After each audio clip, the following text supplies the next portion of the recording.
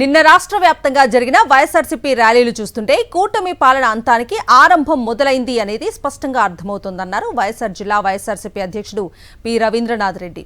అలవికాని హామీలు ఇచ్చి అధికారంలోకి వచ్చిన చంద్రబాబు ప్రభుత్వంపై ప్రజల్లో తీవ్ర వ్యతిరేకత ఉంది కాబట్టి వెన్నుపోటుకు 2 ఏళ్లు నిరసనలకు పెద్ద ఎత్తున తరలివచ్చారన్నారు రవీంద్రనాథ్ రెడ్డి.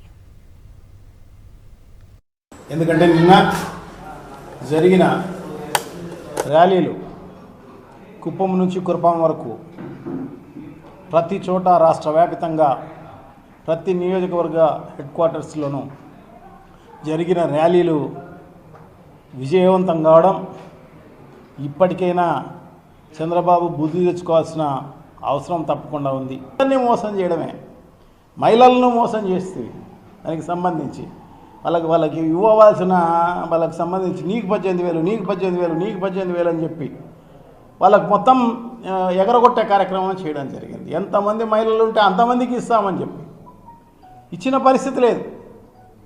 సో ఇదే కాదు, మనకు సంబంధించి పిల్లలైతే ఎంతమంది పిల్లలు ఉంటే అంతమందికి ఇస్తామని చెప్పి దాంట్లో 30 లక్షల మందికి పిల్లలకి ఎగరగొట్టి 15,000 రూపాయలు ఇస్తామని చెప్పి దాంట్లో 9,000, 8,000, 7,000, 6,000 వేసి చేతులు దులుపుకున్న పరిస్థితి అన్నమాట. మొదటి సంవత్సరం ఉరువేలేదు. ఈ సంక్షేమ కార్యక్రమాలు ఒక్కటిలే మొదటి సంవత్సరం. రెండో సంవత్సరం ఈ రకంగా ఆరాకొరా ఇచ్చే కార్యక్రమం జరుగుతోంది. ఖచ్చితంగా దీనికి ఆన్సర్ చెప్పాల్సిన అవసరం తప్పకుండా ఉంది. మరిన్ని అప్డేట్స్ కోసం ఛానల్ ను సబ్స్క్రైబ్ చేయండి. నోటిఫికేషన్స్ కోసం బెల్ ఐకాన్ పై క్లిక్ చేయండి.